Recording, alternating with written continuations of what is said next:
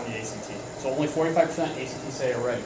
And we've been here at the conference, and you've heard, 4 out of 10 students are taking remedial math at college. All right. And if you've been around Platteville, they're doing a lot of work, UW Platteville, and I'm actually sitting with a couple of professors working on a grant to address that 4 and 10. We're trying to find a way to create some lesson study groups to work in the district from 5th grade, 4th grade to 5th grade, up to 12th grade, because what do you need? Time and money. So we're working on a grant to try to get the time and money. You can see that Judah, even before me, was bouncing around this national average of 45%. And then you can see the last 2 years, 2011, 2012, and then I can put a point up there. My last 3 data points, all around 70, 69, and 68%. Can't screw up the good students. They've always been above 22. This really pulls up your bottom students. It really makes them master. And is it procedural? Yeah. But I come back to it. It's only 40 minutes a week. 3 quizzes, 2 quizzes. It has to be timed. It has to be timed. You know? Because again, a student will say, oh, I'm just not good at taking quizzes. These are not long problems. Alright? If you don't know it, you don't know it. I mean, yeah, I get that if I put a polynomial division on a quiz, you could spend all day trying to think about it. But it just means you hadn't mastered it. So it is procedural. I don't apologize either for it, because I run it for 40 minutes out of my whole week.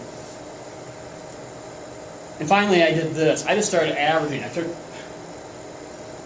all the students in 04 and they averaged under 19.8. Then I added all the 04 and 05 students and took their average as a collective and did that. And the last 3 years, we're just trending up. We are just getting better and better.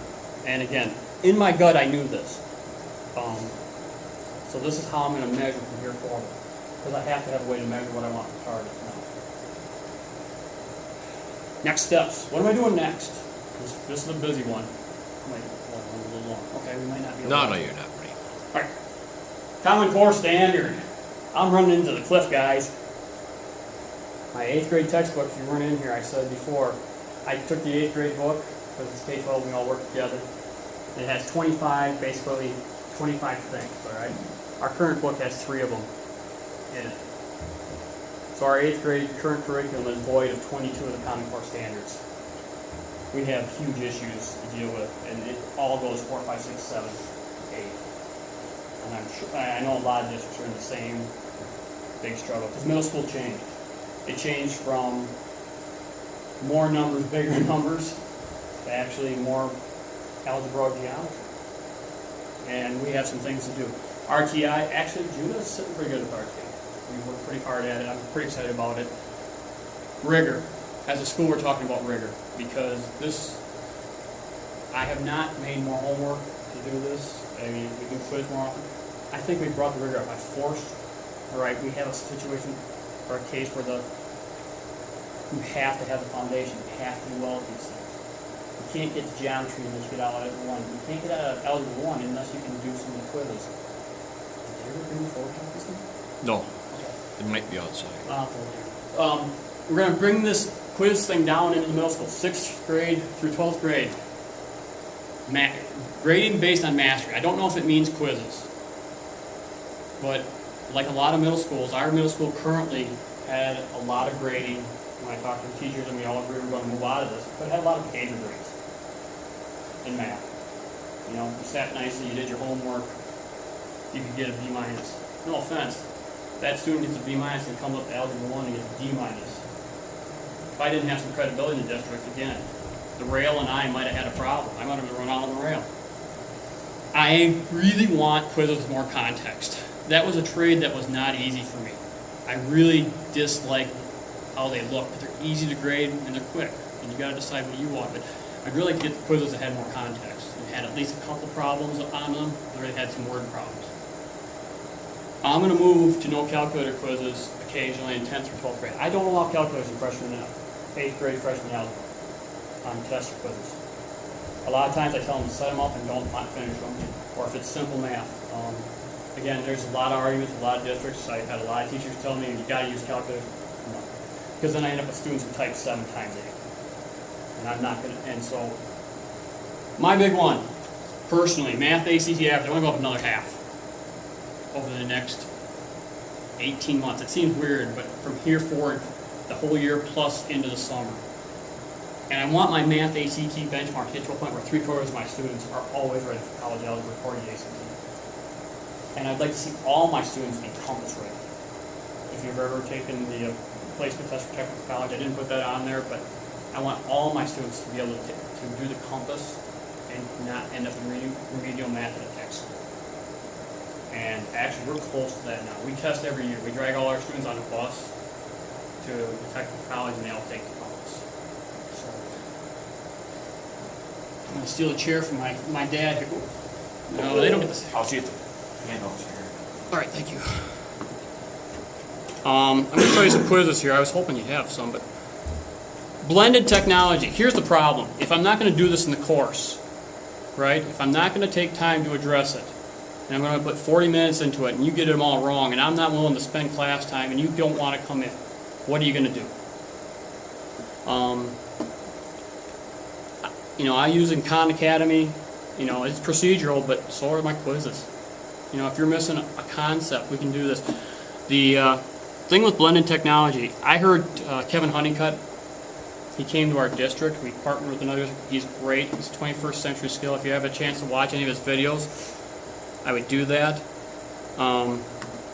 This is not a video for this conference, but I'm going to go through it quickly because the one thing he convinced me of here a couple weeks ago was just to start tape recording myself. Just start taping and start posting. And this is what I made for a couple of our districts that we work together. Because I worried about video quality, and I worried about the mistakes I would have in it and how it would look on YouTube, and I hate listening to myself, and I hate watching myself on video. But this is how I'm going to help the students who are not doing well in these quizzes. Because it doesn't take a lot of time. You just set up the camcorder. The mistakes I made will be on record forever, right? And you just plug in your computer and you load it to YouTube. And I just wish I'd have started sooner. I'm not going to play the videos. Now this is for a lot of non-math teachers, so I made a warning that you could get smarter by watching these videos. It's I pick on my coworkers a lot. Here's one where I just grabbed myself where I was working like 5 or 6 examples from the homework for factoring trinomials. You know, nothing earth-shattering, guys. You do it, you know. But I grabbed the the YouTube video and I could play it, but the problem is I don't have sound. It allows students to learn missing counts, allows them to practice. Because here's the thing I tell a student in geometry: hey, on YouTube I got factoring trinomials, a couple of them. Watch it. When I put the problem on the board, you try to work it and pause me. You know, take a step, see if you get it, and then get it. All right, and you know, and I tell you what, I'll make you a deal. You do that, I'll put it on the next quiz. How's it? You know, that's one of my favorite things to say. And then they gotta get it. The other thing I also like about this, I did with Screenomatic, and I'm not sure. It just if you type in Screenomatic.com, it allows you to just capture your screens and talk to the computer, and it makes a video. So this is something. One of my big projects, I have them research a stock project, and then all I do is I give them the ticker symbol of a stock, and say, yeah, write me a report on HRL. And then they watch this, and this walks them through, and then I can walk around the class and talk about the PE ratio. And that's one of the reasons, the percent for dividend return. Those are the things we're picking up off these stocks that I use for algebra. It allows you to do fun things. I got a couple commercials. My kids and I love to do these commercials. This one's dividing by 0, and the paper goes on fire. Guys, you know, we talked at the dinner table about this. My 6th grader, 4th grader, and my 2nd grader. We were joking around about it. And I said, yeah, and my daughter was talking, you can't ever divide by 0, because I'm a math teacher, so we talk math. And I said, what should happen? And he said, paper should burst in flames.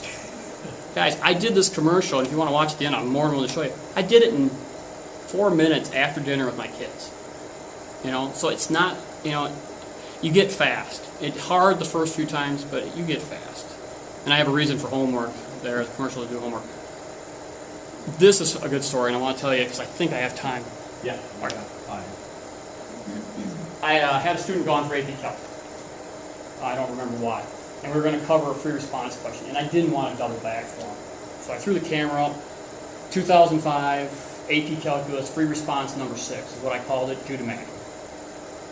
And I got a couple of emails, and the first one was from a student in Vermont. I've had a couple of emails and posts about it, because the all quickly becomes people well beyond judo. And for me, that was just the kind of thing. And again, this is all done with that flip cam there and Screen-O-Matic. And you worry less about who or how it is, and just ask, can it help? I don't particularly. Khan is really procedural. He's horribly boring. His practice screens, though, aren't bad. I like them. And if you make yourself the coach, and this video is how to make Mr. Anderson your coach on Khan Academy. That's what this video is. I can see where you struggle on these concepts beyond. And again, it's giving me the power outside the class period. And eventually I have some videos. Like when I, right now they're designing a house in Google SketchUp. And it has a whole slew of, and they're in the lab all the time working on this. So I had a lesson in geometry that was trapezoids. And no offense, I browbeat my students to be able to do triangles. So they can make any shape into triangles. So I knew in this lesson that this is not a challenge for my kids. This is a boring lecture. We're going to look up, pretend to be taking notes, and be looking in their textbook to do homework. You know, we know that lesson, right? So I just taped it and said, if you have problems with trapezoids, watch this. And anyway, again, and it's just starting. I can't stress enough. It was 2 months ago. I just started. And I'm going to use that as my backbone for helping these students who can't do well on the quizzes. So the quizzes. Yeah. Do you have any, especially if you're just doing the farming plan and such, and I'm guessing that maybe not exclusive very well for families, Oh, I know, yes. that you have a poor population. So when you put these videos online, you do them on dial-up. Right. It So, takes a while, so how they don't watch them at home then? no, so we, Oh, no, okay. they don't want you at home, and I have, There's a study hall period? yeah, we have a 20-minute common period where if I have students who are not doing well, I pull them down, and we have headphones, and they watch right in my room. I have 8 computers that I got donated from USDA. I got So out. they don't do any of this at home? Well, you can. I have haves and have-nots. Almost 50% free reduced lunch. All right. So, did I ask for the world? We can talk after. I'm sorry. I didn't No, mean. it worked out. It was a puzzle. Awesome. Mental. Oh, did they? It was mixed up, so I had to sit and try. Only like 3 packets, but thank you. Now I feel. Well, thank you. You've been very useful. Thank you. Yeah, I have and have-nots. So I always am aware of how do I get this to the have-nots, because I can't require stuff. I can't, because like you said, I have little pockets of dial. I also have little pockets of kids that don't have a computer, and so that's But we have a 20-minute common period, and I don't hesitate to pull kids out to my room. And again, here's the beauty of a small school. John, Rick, Frank, in my room for common period, I'll call the teacher. And I call them out in the hall. And in they come. It's like trinomials, first order equations, whatever. Hit YouTube, watch it, practice. Because that common period is not study hall. It's reading or whatever a core teacher wants. So, yeah, for time. Oh. So here. Maybe you want to do that. Yeah, why don't you hand the packets out? If you want a pack, take a pack. If you don't, listen.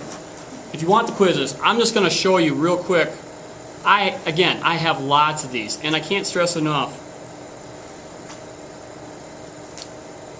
Well, this is here's the one I want to start with. I practice this. Okay, so here's a quiz from September, guys, in algebra. You'll quickly notice that the quiz is fractions, circles, multiplying fraction, dividing fraction. It's not algebra yet because they haven't mastered algebra yet. You know what I mean? So we have integers. This is a scary grade the first couple weeks of school. Whoops, it's moving around. And it progresses. Here's a quiz from February. don't do that.